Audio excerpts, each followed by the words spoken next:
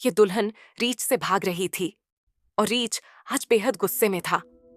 वो तो इस लड़की की जान बख्शने को तैयार ही नहीं था। इस लड़की की शादी जिस लड़के से होने वाली थी, उसकी असल हकीकत तो यही रीच जानता था।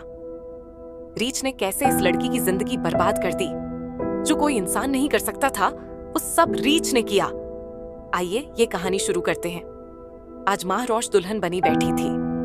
लाल रंग के अरूसी जोड़े में वो इस वक्त कयामत ढा रही थी। इस बात में कोई शक नहीं था कि वो बिल्कुल किसी शहजादी जैसी दिख रही थी। खुद को आईने में देखकर वो अपने शौहर के साथ आने वाली जिंदगी के कई ख्वाब सजाए बैठी थी कि तभी दो लाल आंखें भी उसके हसीन सरापे को देख रही थीं। महारौश के कमरे के साथ ही रीच का कमरा था और शादी के सामान ने रास्ता बंद किया हुआ था। मगर न जाने कैसे रीच के कमरे का दरवाजा खुला और वो चलता हुआ महारौश के कमरे में आ गया। अपने हलक से अजीबोगरीब आवाजें निकालते हुए महारौश को देखने लगा। वो दुल्हन बनी अपने माथे पर आए बालों को कान के पीछे कर रही थी। जब आईने में अपने पीछे रीच को खड़ा देखा तो उसकी आंखें हैरत से फैल गईं। ये रीच तो उसका दोस्त था। वो रीच की जानिब कदम बढ़ाने लगी ताकि उसे प्यार कर सके। वो बचपन से लेकर अब तक उसके साथ रहती आई थी। मगर जैसे ही उसने रीच की तरफ अपने कदम बढ़ाए, एकदम से रीच ने महारौश पर हमला कर दिया। इससे पहले कि महारौश उठती, उस रीच ने महारौश के साथ जो हरकत की सुनकर आपके रोंगटे खड़े हो जाएंगे। पूरा मोहल्ला इकट्ठा हो गया। हर कोई कानों को हाथ लगाने लगा। ये वाकया शिकारपुर में पेश आया, जहां पर जाहिद खान नामी एक शख्स अपने खानदान के साथ रहता था। जाहिद खान ने बाजार में एक दुकान लगा रखी थी, छोटी सी दुकान जहां वो बच्चों के कपड़े बेचकर गुजारा करता था। वो अफगानिस्तान से आज से 10 साल पहले पाकिस्तान में आया था और फिर यहीं पर रहकर अपना गुजर बसर करने लगा। अपने साथ अपनी बीवी और एक बेटी भी लाया, जो उस वक्त उसकी गोद में थी। हर तरह की मेहनत मजदूरी करने के बाद जाहिद खान आज इस मुकाम तक पहुंचा था कि अपनी एक कपड़ों की दुकान बना ली थी। उसके कपड़े इतने अच्छे और मुनफरिद होते थे कि वो अच्छा खासा मुनाफा कमा लिया करता था। जाहिद खान की बीवी सकीना भी अच्छे कपड़े सिलाई कर लेती थी। दोनों ने अपनी जिंदगी संवार ली थी। उनके घर में जरूरत की हर चीज मौजूद थी। मगर फिर एक रोज अचानक ही हुकूमत की तरफ से ऐसा ऑर्डर जारी हुआ कि तमाम गैर रजिस्टर्ड दुकानों को तोड़ना फोड़ना शुरू कर दिया गया। अपनी छोटी सी दुकान बनाए जाहिद खान जहां कपड़े बेचा करता था, बड़ी बड़ी क्रेनों ने वहां आकर उसकी दुकान को तबाह कर दिया। उस रोज जाहिद को लाखों का नुकसान हुआ। उसके सारे कपड़े मिट्टी से भर गए। पुलिस ने उसे गिरफ्तार भी कर लिया क्योंकि वो पुलिस से बदतमीजी कर चुका था। बहरहाल 2 रोज थाने में रहने के बाद जब वो जेल से बाहर आया तो उसके करीबी जानने वाले ने उसे कुछ कपड़े पोटली में लपेट कर दिए कि देखो जाहिद मियां, तुम्हारे जाने के बाद तुम्हारी दुकान से जो कपड़े मुझे मिले वो यही थे। बाकी तो वो पुलिस वाले अपने साथ ही ले गए। जाहिद खान बहुत परेशान हुआ। आंखों में आंसू थे। लाखों का नुकसान हो चुका था। उसका दिल डूब रहा था, मगर वो सिर्फ और सिर्फ अपनी बीवी और बच्ची के लिए हिम्मत रखे हुए था। वो अपने कपड़े लेकर घर चला आया। सकीना का तो रो रो कर बुरा हाल था। उन्हें अब अपना मुस्तकबिल परेशान कर रहा था कि सारी जमा पूंजी तो दुकान के साथ ही चली गई। अब आगे क्या होगा? वो अपने खर्चे कैसे पूरे करेंगे? बहुत हाथ पांव मारे गए, मगर जब दोबारा कहीं पर जाहिद खान को ना जमीन मिली और ना ही दुकान के लिए पैसे रहे तो वो बहुत परेशान हुआ। एक रोज वो यूं ही बाजार में जा रहा था जब उसे एक शख्स नजर आया जिसके पास स्याह रंग का रीछ था। वो रीछ करतब दिखा रहा था। जैसे जैसे वो करतब दिखाता, लोग खुश होकर पैसे दे रहे थे। जाहिद खान ने कुछ सोचते हुए ये इरादा कर लिया कि वो भी अब रीछ के करतब दिखाकर पैसे कमाएगा। जाहिद खान उस शख्स के पास गया और उससे मुतालबा किया कि वो भी एक रीछ लेना चाहता है। उस शख्स ने कुछ रीछ के बच्चे भी पाल रखे थे। अपने घर से एक रीछ का बच्चा कम पैसों में जाहिद खान को बेच दिया। कम पैसों में इतना अच्छा रीछ का बच्चा पाकर उसकी खुशी की कोई इंतहा न रही। जब वो उस रीछ के बच्चे को घर लाया तो जाहिद की बेटी महारौश उसे देखकर घबरा गई। कहने लगी, अब्बू, ये क्या रीछ लेकर आ गए हो? इसकी जरूरत ही क्या थी? ये कितना खौफनाक है। मुझे तो इससे डर लग रहा है, कहीं यह मुझे काट ही ना जाए। मगर वह उसे तसल्ली देने लगा कि नहीं बेटा, ये जानवर पालतू है, हम इसे पालेंगे, ये हमारा दोस्त बन जाएगा। शुरुआत में तो माँ रोश इससे डरती रही, मगर धीरे धीरे उसका डर खत्म होता गया। तो वह खुद ही रीछ की देखभाल करने लगी, अपने बाप के साथ मिलकर उसे करतब सिखाने लगी। वक्त बड़ी तेजी से गुजरने लगा। जाहिद खान पहले जैसी कमाई तो नहीं कर पा रहा था, मगर हाँ, जब वह अपने इलाके में या फिर मेलों पर रीछ के करतब दिखाने जाता तो लोग उसे अच्छे पैसे दे देते थे। यूं उसका रोजगार चल निकला। धीरे धीरे महारोश भी जवानी की दहलीज पर कदम रखने लगी और वहीं दूसरी तरफ वह रीछ भी बड़ा हो रहा था। एक रोज महारोश जब खाना लेकर रीछ के पास गई तो उसने दोनों टांगों पर खड़े होकर अपनी अगली टांगें उठा ली और बिल्कुल किसी इंसान की तरह खड़े होकर अपनी दोनों टांगें महारोश के कंधों पर रख दी। वह कद में महारोश से काफी बड़ा हो चुका था। उसे यूं खड़ा देख महारोश हंसने लगी और उल्टा उसके पैर पकड़कर उसे चलाने लगी। पूरे घर में हाथ पकड़कर वह उसे सिखा रही थी कि इंसानों की तरह चलकर करतब कैसे दिखाते हैं। इसके बाद वह रीछ के पास बैठकर उसे अपने हाथों से खाना भी खिलाने लगी। रीछ उसके साथ काफी मानूस हो चुका था। एक रोज महारोश यूं ही रीछ के पास बैठी थी और रीछ का सर उसके हाथ में था। उसके बड़े बड़े नुकीले दांत, जिनसे वह हमला करके इंसानों की हड्डियां तक चटका सकता था। महारोश की मां हमेशा से ही इस रीछ से दूर रही थी। जब उसने अपनी बेटी को रीछ के इतने करीब देखा तो घबरा गई।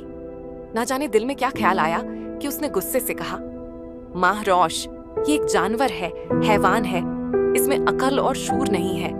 तुम इसके इतने करीब मत जाया करो, खाना दो और आ जाओ। मगर महारोश के कान पर जूं तक न रेंगी। वह कहने लगी, ये मुझे कोई नुकसान नहीं पहुंचाएगा, ये मेरा वफादार जानवर है। एक रोज महारोश घर में अकेली थी। रीछ भी उस दिन घर में ही बंधा हुआ था। जाहिद उसे बाहर करतब दिखाने के लिए नहीं ले गया था। महारोश ने घर के काम निपटाए और फिर नहाने के लिए वॉशरूम चली गई। वह नहा रही थी कि अचानक उसे जंजीर टूटने की आवाज आई। ऐसा लगा जैसे रीछ की जंजीर टूट चुकी हो, मगर फिर उसने इसे अपना वहम समझकर नहाना जारी रखा। कुछ देर बाद उसे वॉशरूम के दरवाजे के बाहर हल्की हल्की घर्राने की आवाज सुनाई दी। ये वही खास आवाज थी जो वह रीछ अक्सर निकालता था। महारोश घबरा गई। अगले ही पल रीछ ने दोनों अगली टांगों पर खड़े होकर दरवाजा बजाना शुरू कर दिया। महारोश चिल्लाते हुए कहने लगी, हटो यहां से, ये क्या कर रहे हो? दरवाजा तोड़ना है क्या? शर्म नहीं आती तुम्हें? हट जाओ पीछे, कुछ देर में बाहर आ रही हूं। मगर रीछ लगातार दरवाजा बजाता रहा, यहां तक कि वह दरवाजा तोड़ने की हद तक पहुंच गया। महारोश ने फौरन अपने बाल समेटे और जल्दी से बाहर आने लगी, मगर तब तक रीछ दरवाजा तोड़ चुका था। महारोश डर के मारे चिल्लाने लगी। वह रीछ को लगातार चिल्लाकर कह रही थी, बाहर जाओ यहां से, क्या तुम्हें मेरी बात समझ नहीं आ रही? निकल जाओ, मैं तुम्हें हुक्म दे रही हूं। मगर वह रीछ तो लगातार उसकी तरफ बढ़ता जा रहा था। एन उसी वक्त अगर महारोश के माँ बाप न आते तो न जाने क्या हो जाता। महारोश की माँ ने घर में घुसते ही जब अपनी बेटी की चीखें सुनी तो वह घबरा गई और दौड़कर वॉशरूम की तरफ आई। वहां उसने अपनी बेटी को चिल्लाते हुए देखा। रीछ को देखते ही उसका डर और बढ़ गया। मगर उस रोज महारोश की माँ ने बड़ी बहादुरी दिखाई। उसने आंगन में पड़ा डंडा उठाया और रीछ को मारने लगी। रीछ दर्द के मारे चीखते हुए पीछे हटा तो महारोश की माँ ने फटाफट वॉशरूम का दरवाजा बंद कर दिया। महारोश के बाप ने फौरन रीछ को घर के एक कोने में बांध दिया और उसे डंडे से बुरी तरह पीटा। महारोश घबराई हुई बाहर निकली और अपनी माँ से लिपट कर रोने लगी। उसकी माँ ने रोते हुए जाहिद से कहा, बस बहुत हो गया, इस रीछ को बेच दो, यह तो हमारी लड़की पर ही हमला करने जा रहा था। कल को अगर हम सो रहे होंगे तो यह हमें ही मार डालेगा। मगर जाहिद को अपने इस जानवर से बहुत प्यार था। कहीं न कहीं महारोश भी इससे लगाव रखती थी। अपनी माँ से कहने लगी, नहीं माँ, ऐसा कुछ मत करना। शायद इसे लगा कि मैं किसी मुसीबत में हूं, इसीलिए मेरी मदद करने के लिए ये वहां चला आया होगा। यूं इस बात को भी नजरअंदाज कर दिया गया। महारोश जवानी की दहलीज पर कदम रख चुकी थी। इसीलिए घर में अक्सर रिश्ते भी आने लगे थे। एक रोज शहर से एक अच्छे लड़के का रिश्ता आया। जाहिद खान की बिरादरी के ही लोग थे। लड़का अपनी दुकान चलाता था। रिश्ते में किसी तरह की कोई खराबी नहीं थी। इसीलिए जब वह लोग रिश्ता लेकर आए तो जाहिद ने फौरन हाँ कर दी। माहरोश की खुशी की कोई इंतहा नहीं थी, क्योंकि बचपन में एक बार उसकी मुलाकात शाहजहां से हुई थी। वह एक अच्छा पढ़ा लिखा लड़का था, अपना कारोबार करता था। यकीनन बचपन की तरह पहले से भी ज्यादा खूबसूरत हो चुका था। माहरोश का रिश्ता शाहजहां से तय हो गया। खुशी खुशी माहरोश ने मिठाई उठाई और जाकर रीच के पास बैठ गई। रीच को मिठाई खिलाते हुए उसे अपनी बाहों में भर लिया और फिर खुशी से रीच से कहने लगी, मेरी शादी तय हो गई है। कुछ रोज बाद मैं तुम सबको छोड़कर शहर चली जाऊंगी और वहां अपने शौहर के साथ अपनी नई जिंदगी शुरू करूंगी। जैसे जैसे वह यह बात कर रही थी, रीच ने जो मिठाई खाई थी वह भी अपने मुंह से उगल दी और गुस्से से चिल्लाने लगा। अपने पास मौजूद खाना और पानी उसने जमीन पर गिरा दिया। इतना गुस्से में आया कि अपनी दोनों टांगे खड़ी करके अपने पंजे के नाखून दीवार पर मारने लगा। ये छोटा सा कमरा इस रीच के लिए ही खास तौर पर बनाया गया था। आज से पहले रीच को इस कदर गुस्से में नहीं देखा गया था। उसने दीवार पर पंजे मारकर दीवार गिरा दी। माहरोश तो घबरा कर पीछे हटी। इतना तो वह जान ही चुकी थी कि रीच को उसकी शादी की खबर सुनकर अच्छा नहीं लगा। वह उसकी शादी से नाखुश है। वह उसे कहने लगी, गुस्सा मत करो, तुम नाराज मत हो, मैं यहाँ तुम लोगों से मिलने आती रहूंगी। मगर वह रीच तो आपे से बाहर हो रहा था। माहरोश की माँ एक बार फिर गुस्से से जाहिद को देखकर कहने लगी, अरे जैसे तैसे हम गुजारा कर लेंगे। मुझे लोगों के घरों में जाकर बर्तन भी मांजने पड़े तो मैं मांज लूंगी, मगर तुम इस रीच को बेच दो। देखते नहीं ये कैसी हरकतें करता फिरता है। अगर किसी रोज बड़ा नुकसान हो गया तो फिर ठीक होगा। अपनी बीवी की बात सुनकर जाहिद खान भी सोचने पर मजबूर हो गया। मगर फिर बेटी की शादी की तारीख तय हो गई तो उसका ध्यान रीच की तरफ से हट गया। जाहिद अपनी बेटी की शादी से बहुत खुश था। शादी का दिन जाहिद अपनी बेटी की शादी की तैयारियों में मग्न हो गया। एक दिन वह भी आया जब माहरोश दुल्हन बनी बैठी थी। आज उसका होने वाला शौहर उसे लेने के लिए आने वाला था। वह सुर्ख रंग के खूबसूरत लहंगे में मलबूस खुद को आईने में देख रही थी। बाहर मेहमान आना शुरू हो चुके थे। घर में निकाह का इंतजाम किया गया था। जिस तरफ माहरोश का कमरा था, ठीक उसके सामने रीच भी बंधा हुआ था। वहां पर शादी का सामान लगाकर मेहमानों के लिए अलग हिस्सा मुकर्रर कर दिया गया था, जिसकी वजह से माहरोश के कमरे में सिर्फ उसकी माँ और बाप के अलावा कोई नहीं आ सकता था। माहरोश जब पूरी तरह तैयार हो गई तो उसका दिल रीच से आखिरी बार मिलने को चाहा। आखिर को बचपन का साथ था उनका। ये सोचकर ही वह तैयार होकर बाहर निकली और रीच के सामने खड़ी हो गई। रीच, जो सर झुकाकर बैठा था, अपने सामने माहरोश को देखकर फौरन उठकर खड़ा हो गया। माहरोश की आंखों में आंसू आ गए। वह चलती हुई रीच के पास गई और अगले ही पल अपनी बाहें रीच के गले में डाल दी। वह उससे लिपट कर मिल रही थी। वह रोते हुए रीच से बचपन से लेकर अब तक की गुजरी हुई यादें बयान कर रही थी। मगर जब रीच की गिरफ्त उसके गर्द सख्त होने लगी तो वह फौरन पीछे हट गई। तभी बाहर गली में ढोल धमाकों की आवाजें आने लगीं। शायद बारात आ चुकी थी। शोर की आवाज सुनकर माहरोश फौरन अपने कमरे में भागकर चली गई, जबकि वह रीच तो लगातार माहरोश को ही देख रहा था।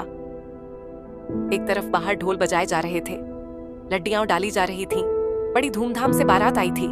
दूसरी जानिब इस रीच ने चलाना शुरू कर दिया और फिर खुद को छुड़वाकर उस कमरे की तरफ आने लगा जिसमें माहरोश मौजूद थी। इस शोर शराबे में किसी को भी रीच के खुल जाने का पता नहीं चला। जैसे ही रीच खुद को छुड़वाकर कमरे में आया तो माहरोश की तो आंखें फटी की फटी रह गईं।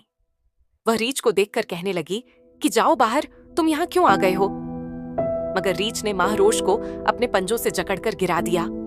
खौफ के मारे माहरोश चलाने लगी, मगर वह रीच मुसलसल उस पर हमला करने लगा।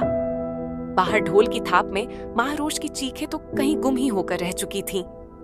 इस वक्त माहरोश पर क्या गुजर रही थी, यह सिर्फ माहरोश जान सकती थी। जैसे ही ढोल बजना बंद हुए तो घर के अंदर से महारोश के चलाने की आवाज सुनकर जाहिद और जाहिद की बीवी दोनों महारोश की तरफ भाग कर आए। जैसे ही उन्होंने देखा तो सामने रीछ अपनी जगह पर मौजूद नहीं था। उनके जहन में खतरे की घंटियां बजने लगी। दोनों भागकर कमरे में पहुंचे तो महारोश की मां की तो चीख निकल चुकी थी। महारोश खून से लथपथ बिस्तर पर पड़ी थी। उसका लिबास जगह जगह से फटा हुआ था और जिस्म पर जगह जगह जख्म मौजूद थे। इस रीछ को महारोश पर हमला करते देखकर जाहिद खान गुस्से से भड़क गया और एक ही वार से रीछ को मार दिया।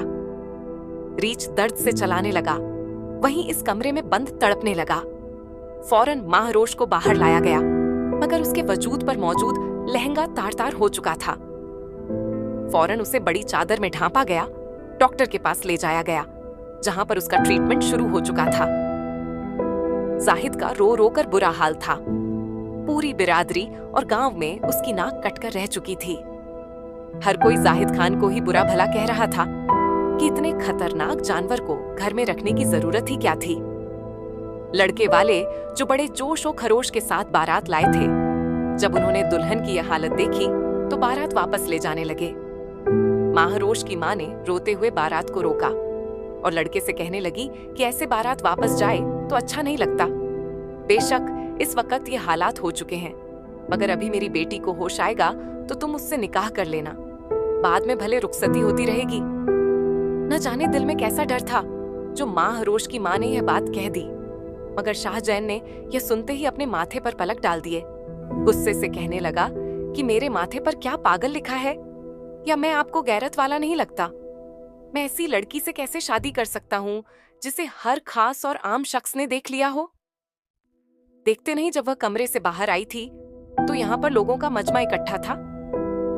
ये रीछ तो चाहता ही नहीं है कि इसकी शादी मुझसे हो। मैं कैसे ऐसी लड़की से शादी कर लूं और वह रीछ आकर मुझे ही मार दे? मैं महारोश से शादी नहीं कर सकता। ये कहकर वह लड़का पूरी बिरादरी में जाहिद खान और महारोश को जलील करके वहां से चला गया। महारोश जख्मों से चूर थी। रिश्ता टूट जाने का गम तो जाहिद और उसकी बीवी को भी था, मगर उन्हें सबसे ज्यादा फिक्र अपनी बेटी महारोश की थी। महारोश को होश नहीं आ पा रहा था। डॉक्टर का कहना था कि रीछ के पंजों की वजह से एक खास किस्म का जहर महारोश की रगों में गर्दिश कर रहा है। आज तक हमने ऐसा केस नहीं देखा। हम अपनी तरफ से पूरी कोशिश कर रहे हैं कि महारोश को होश में वापस ले आइए। अगर ब्रुकवेट इस बीमारी का इलाज न निकला तो महारोश हमेशा हमेशा के लिए कोमा में भी जा सकती है। यह सुनकर जाहिद और उसकी बीवी बहुत ज्यादा रोने लगे। पहले तो ऐन शादी के रोज इस सारे वाक़े ने उन्हें अंदर तक तोड़ दिया, वहीं अब बेटी की यह हालत उन्हें मजीद अंदर ही अंदर तोड़ चुकी थी। महारोश की मां तो जाए नमाज बिछाकर बैठ गई और रो रो कर अल्लाह ताला से दुआ मांगने लगी कि बेशक मेरी जिंदगी ले ले, मगर मेरी बेटी महारोश को सही सलामत कर दे, इसे इस कोमा जैसी खतरनाक कैफियत से बचा ले। मेरी बेटी तो जिंदा लाश बनकर मेरे सामने रह जाएगी। रो रो कर महारोश की मां ये दुआएं मांग रही थी, वहीं डॉक्टर भी अपनी पूरी कोशिश कर रहे थे। जब जाहिद खान घर वापस आया तो कमरे से अभी भी दर्द से कराहने की आवाजें आ रही थीं। 2 दिन से वह घर नहीं आया था। उसे तो लगा था कि वह रीछ घर में मर चुका होगा। जाहिद ने जब कमरे का दरवाजा खोला तो जख्मों से चूर रीछ जमीन पर गिरा हुआ था। मुसलसल दर्द से अभी भी चिल्ला रहा था। काफी कमजोर हो चुका था। उसमें इतनी हिम्मत ही नहीं थी कि उठ सकता। उसके जख्मों पर चींटियां और मक्खियां भनभना रही थीं। जाहिद का तो दिल चाहा कि इस रीछ की बची हुई सांसें भी खत्म कर दे, मगर फिर उसके ज़मीर ने उसे मलामत करना शुरू कर दिया। वह भला इतना जालिम कैसे हो सकता था कि एक जीती जागती जिंदा मखलूकन को इतनी बेरहमी से मार डाले। जाहिद खान रोने लगा। उसने एक नजर उस रीछ को देखा और गुस्से से रोते हुए कहने लगा, तुमने ऐसा क्यों किया है? क्या कमी रह गई थी मेरी मोहब्बत में? मैंने तुम्हें बिल्कुल अपनी औलाद की तरह पाला। तुम बहुत छोटे थे जब मैं तुम्हें घर लाया था। मैंने बिल्कुल तुम्हें अपना बेटा बनाकर तुम्हारी खिदमत की। जो कुछ खुद खाया वही तुम्हें खिलाया। मुझे अपने से ज्यादा हमेशा तुम्हारी फिक्र रही, मगर तुमने क्या किया? मेरी ही बेटी को इस नौबत तक पहुंचा दिया। रोता हुआ जाहिद खान उस रीछ के पास बैठ गया। कहने लगा, अब क्यों नहीं नोचते? मुझे भी मारो, ठीक वैसे ही जैसे तुमने मेरी बेटी को मारा है। आखिर कसूर क्या था मेरा और मेरी बेटी का? हम तो तुम्हें बिल्कुल अपने जैसा समझते थे, मगर तुम ठहरे वही हैवान दरिंदे। जाहिद खान के मुंह में जो आ रहा था वह बोलता चला जा रहा था।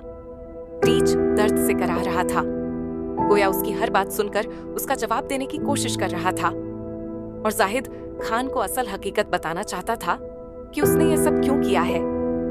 रीछ का जख्म गहरा था। जाहिद खान ने घर में मौजूद मरहम पट्टी से उसके जख्मों पर मरहम लगाना शुरू कर दिया। जिस बात का डर था फिर वही हुआ। हॉस्पिटल में माहरोश की तबीयत पहले से भी ज्यादा बिगड़ती चली जा रही थी। डॉक्टर अपनी तरफ से इलाज करने की पूरी कोशिश कर रहे थे।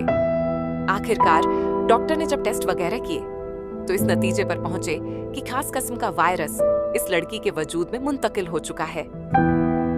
ये एक ऐसा वायरस है कि अगर आपकी बेटी माहरोश इस अस्पताल में रही तो ये खतरा है कि ये बीमारी आम लोगों तक भी फैलना शुरू हो जाएगी। बेहतर है कि अब आप अपनी बेटी को घर रखिए, या फिर हमें इजाजत दे दीजिए कि हम आपकी बेटी को जहर का इंजेक्शन लगा दें ताकि इसकी वबा लोगों में न फैल सके।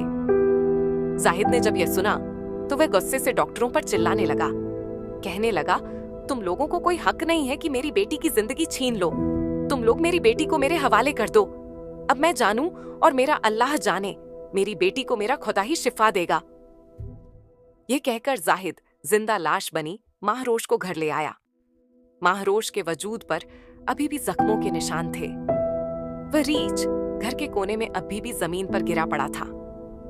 उसके सिर पर लगने वाला जख्म काफी गहरा था, मगर जब माहरोश को चारपाई पर लिटाकर घर लाया गया तो वह रीछ भले ही कमजोर था, अपने कदमों पर कई रोज से खड़ा नहीं हुआ था, मगर माहरोश को देखकर अपने कदमों पर खड़ा हो गया और दर्द भरी आवाजें निकालने लगा। माहरोश बिस्तर पर लेटी थी। वह बेजुबान था, मगर इंसानों के साथ रह रहकर इंसानों की बातें उसे अच्छे से समझ आने लगी थीं। उस रात माहरोश की माँ और बाप दोनों कितनी ही देर नवाफिल पढ़ते रहे, सजदे में रो रो कर दुआएं मांगते रहे। माहरोश की माँ तो झोली उठाकर उस रीछ को बद्दुआएं दे रही थी कि जो कुछ किया है उसी ने किया है। दिन दिन माहरोश सूखकर कांटा होती चली जा रही थी। जाहिद खान रो रो कर यही कहता कि मेरे अल्लाह, मुअज्जिज़ाती तौर पर मेरी बेटी को ठीक कर दे। उस रीछ का जख्म भी पहले से ज्यादा बिगड़ता चला जा रहा था। वह अपने कदमों पर खड़ा होता मगर फिर गिर जाता। उसके जख्मों पर जाहिद मरहम तो रख रहा था, मगर वे ठीक होने का नाम ही नहीं ले रहे थे। फिर एक रात जो कुछ हुआ, जाहिद खान तो शायद मरते दम तक नहीं भूलने वाला था। कमरे में माहरोश अपने बिस्तर पर लेटी थी। रात का पहर था। दोनों मियाँ बीवी भी साथ ही बिस्तर पर एक जानिब को सो रहे थे, जब रीछ न जाने कहां से अपने अंदर इतनी हिम्मत लाया कि उठकर कमरे की तरफ आने लगा जिस कमरे में माहरोश सो रही थी। जैसे जैसे वह कमरे की तरफ बढ़ रहा था, उसकी जंजीर जमीन पर घसीटने की आवाज भी आ रही थी। वह रीछ कमरे में आते ही सीधा अपनी खूंखार हसरत भरी नजरों से माहरोश को देखने लगा। माहरोश के पास पहुंचकर अपने अगले पैरों पर खड़ा हो गया। माहरोश के माथे पर एक गहरा जख्म था जो इस रीछ के पंजे के नाखून की वजह से ही बना था। माथे पर बनने वाला जख्म ही बड़ी वजह थी कि माहरोश इस नौबत को पहुंची थी, और रीछ के नाखूनों की वजह से ही जरा से माहरोश में मुंतकिल हुए थे। कमरे से आती शोर की आवाज सुनकर फौरन माहरोश की मां चिल्लाकर उठी। कमरे की रोशनी जलाई। जाहिद भी उठ चुका था, मगर वह रीछ माहरोश पर अपने दिमाग से रसने वाला पानी उसके जख्म पर निचोड़ने लगा। बज़ाहिर देखने पर यूं लग रहा था जैसे वह रीछ माहरोश का सांस बंद कर रहा हो, उस पर हमला कर रहा हो, मगर हकीकत में वह उसके जख्मों पर अपने दिमाग से रसने वाला पानी गिरा रहा था। इससे पहले कि कुछ होता, माहरोश की मां आगे बढ़ी और रीछ की जिंदगी खत्म कर दी। शायद माहरोश की मां सारी जिंदगी अब पछताने वाली थी, क्योंकि इस वाकये के बाद जो हकीकत उन पर खुली वह नाकाबिले यकीन थी। माहरोश को डॉक्टरों ने लाइलाज कर दिया था। यही वजह थी कि उसे घर भेज दिया गया, मगर न जाने यह रीछ अपने अंदर हैवान होकर भी कैसी इंसानियत रखता था कि जब उसे यह मालूम पड़ा कि महारोश की यह हालत हो चुकी है तो उसने अपना सर जोर जोर से दीवार पर मारना शुरू कर दिया। उसके दिमाग से पानी रसने लगा।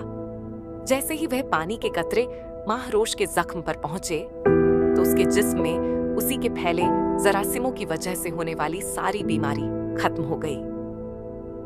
अगले 24 घंटे में महारोश को होश आ गया। अपनी बेटी को अचानक से होश में आता देखकर जाहिद और उसकी बीवी की खुशी की कोई इंतहा न रही। फौरन उसे डॉक्टर के पास ले जाया गया। डॉक्टर भी कहने लगे कि यह मुअजिजा हो गया है। भला इसका इलाज कैसे मुमकिन हो सकता है? रीच तो मर चुका था। जब उसका पोस्टमार्टम किया गया तो टेस्ट में यह बात सामने आई कि जो बीमारी महारोश को हुई थी उसका इलाज रीच के दिमाग से निकलने वाले खास किस्म के पानी में था। जैसे ही वह महारोश को मिला तो वह होश में आ गई। महारोश होश में आने के बाद काफी खौफजदा हो चुकी थी, जबकि जाहिद जहां अपनी बेटी के उठ जाने पर खुश था वहीं अपने रीच के मर जाने पर गमगीन भी था। बिलाशुबहा इस रीच ने उसे तकलीफें भी बहुत दी थी, मगर फिर भी वह उसे बिल्कुल अपनी औलाद की तरह चाहता था।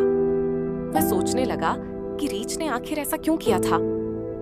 उसने इस रीच की लाश को ना फेंका बल्कि अपने हाथों से अपने घर के सहन में ही दफना दिया। एक बात जो हैरानकुन थी वह यह थी कि रीच का पोस्टमार्टम करते हुए डॉक्टर ने यह भी बताया कि इस रीच ने एक जहरीले सांप को खाया था। उसका जहर भी इस रीच के वजूद में मौजूद था। अगर इस पर वार न भी किया जाता तो चंद रोज बाद ये वैसे ही अपने गहरे जख्म और जहर की वजह से मर जाता। जाहिद खान के जहन में कई सवालात गर्दिश करने लगे, मगर फिर महारोश फूट फूट कर रोने लगी। उसे सब याद आने लगा। अपनी माँ के सीने से लगकर कहने लगी, रीच ने शादी के रोज मुझ पर जो हमला किया था वह बिला वजह नहीं था। मैं जब चारपाई पर बैठी थी तो अचानक एक सांप कमरे में आ गया। वह मेरी तरफ बढ़ रहा था। रीच ने उसे मेरे कमरे की तरफ आते देख लिया। वह सांप मेरे जिस्म के साथ चिमटने लगा और रीच ने सांप पर हमला कर दिया, मगर उसकी जद में मैं भी आ गई और मैं शदीद जख्मी हो गई। रीच बेजुबान तो बेचारा मुझे सांप से बचा रहा था और फिर उसने सांप को निगल लिया और अपनी जिंदगी मुझ पर कुर्बान कर दी। वह रीच तो शुरू से ही उनका वफादार था। जैसे ही यह बात उन पर वाजह हुई, जाहिद की बीवी तो सकते में चली गई। वह गलत फहमियों की बुनियाद पर उस रीच को मार चुकी थी जो शुरू से ही उनके साथ मुखलिस था। वह अपने हाथों को जोर जोर से दीवार पर मारकर रोने लगी, मगर जाहिद कहने लगा, अब क्या फायदा? तूने बिना सोचे समझे एक मासूम जानवर की जान ले ली। मगर वह रीच मरने से पहले महारोश को दूसरी जिंदगी जरूर देकर गया। कुछ अरसे बाद महारोश का रिश्ता आया और उसकी एक अच्छे घर में शादी हो गई, मगर आज भी जब उसे रीच याद आता है तो उसकी आंखें आंसुओं से भर जाती हैं। इस कहानी को पेश करने का मकसद सिर्फ ये है कि हम इंसान गलत फहमियों की बुनियाद पर अपने सगे रिश्तों को अजियतें देते हैं। किसी बात की तहकीक नहीं करते कि क्या सच था और क्या झूठ, और बाद में पछताते हैं। याद रखें कि किसी की बातों में आकर अपने खूनी रिश्तों को तकलीफ मत दें, क्योंकि कभी अपनी आंखों देखा भी सच नहीं होता। कमेंट बॉक्स में अपनी राय का इजहार जरूर कीजिएगा कि हमारा चैनल ज़हूर वॉइस आपको कैसा लगा। अगर कहानी पसंद आए तो हमारे चैनल को लाइक और सब्सक्राइब जरूर कर दें। शुक्रिया।